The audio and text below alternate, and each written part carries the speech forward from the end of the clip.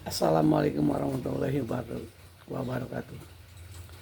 Kali ini saya ingin tausiah masalah marwah demokrasi. Pilihlah pemimpin yang berkarakter baik dan bukan karena uang dia dipilih. Dia dipilih yaitu karena satu, orangnya baik, dua, orangnya punya komitmen, punya prinsip, tiga, mau mendengarkan pendapat dan saran orang lain, empat, amanah dan tidak hianat, lima, tidak lantas jumawa setelah terpilih, euforia dan menyiksa rakyatnya padahal dia dipilih melalui proses pemilu yang demokratis. Money politik. Memang uang adalah senjata politik yang ampuh. Kapan dia harus menarik pelatuknya dan kapan dia tidak harus menarik pelatuknya. Sungguh sakti memang money politik itu. Bedakan politik uang dan kos politik. Satu, pergerakan politik adalah perlu biaya untuk mengorganizer elektabilitas dan APK atau alat peraga kampanye. Dua, money politik adalah kejahatan politik dan bisa dipidana dan bisa didiskualifikasi oleh penyelenggara pemilu. Program kandidat PSASN. PNS adalah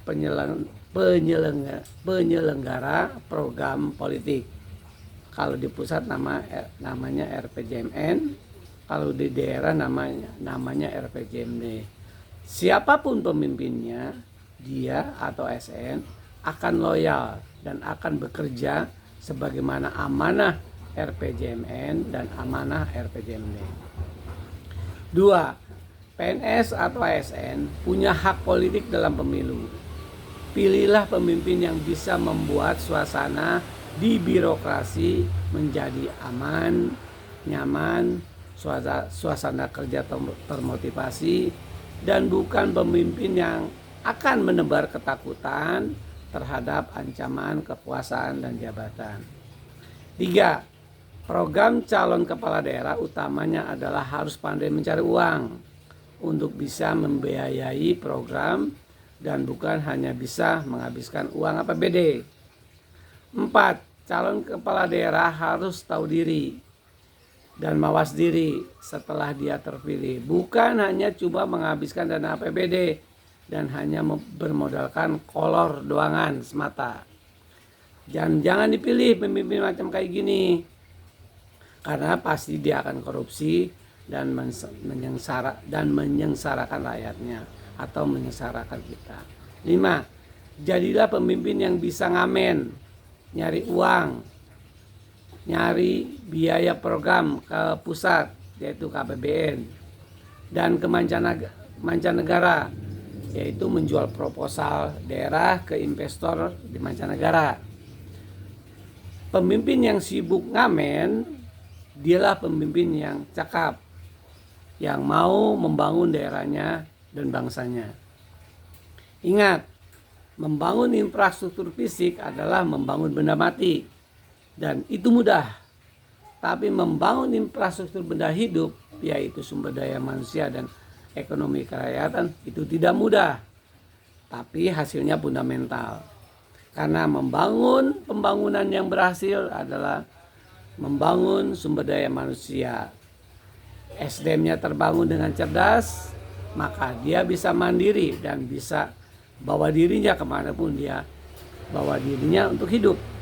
Tapi membangun infrastruktur fisik semata, maka dia hanya jalan di tempat dan tidak bisa dibawa kemana-mana. 7. Itu artinya pemimpin yang bertanggung jawab adalah pemimpin yang peduli mengangkat harkat martabat rakyatnya, yaitu pembangunan SDM dan ekonomi. SDM itu artinya pendidikan dan ekonomi itu artinya lapangan usaha dan lapangan pekerjaan. Itulah pemimpin yang dewasa dan berkarakter dan bukan pemimpin yang kekanak-kanakan, apalagi dia anak-anak. Pemilih yang rasional, tidak emosional adalah pemilih yang dasolen atau yang seharusnya memilih berdasarkan nalar yang sehat, rasional, objektif, faktual, independen, bebas, jujur, tidak manipolitik, taat ajas dengan hati nurani, berprinsip adil dan bijaksana, dan hak otonom yang tidak bisa diganggu gugat. Jika ini terjadi dalam Pilkada 2024, maka kita sudah berpartisipasi aktif dalam melahirkan kualitas demokrasi, sehingga KPU dan Bawaslu bisa tersenyum renyah. Itulah amanah Undang-Undang Dasar Republik Indonesia 1945 dan amanat Undang-Undang Pilkada Undang-Undang Pilkada 2024. Insya Allah saya akan tetap menjaga marwah demokrasi. Semoga. Amin. Wassalamualaikum warahmatullahi wabarakatuh.